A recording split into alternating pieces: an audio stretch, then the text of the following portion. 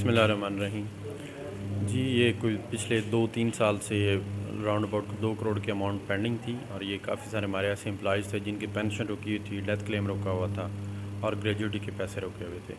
तो government of Punjab ने अभी कुछ 2 हफ़्ते पहले हमें ये जो बजट है और ये रकम है वो रिलीज़ की है।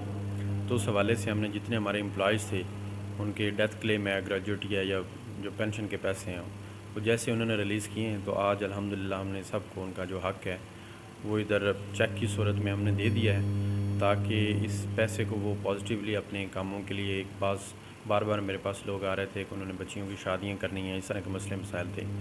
तो आई होप, हमें उम्मीद है कि ये जो अमाउंट हमने उनको दी है इंशाअल्लाह ताला उसका वो पॉजिटिव इस्तेमाल करेंगे और इससे उनके घर में खुशहाली आएगी।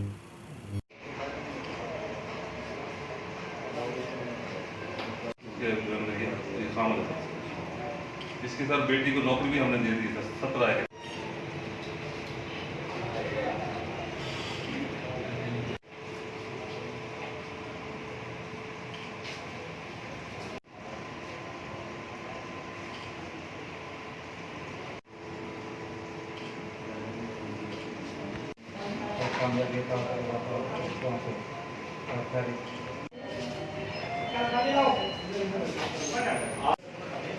चलो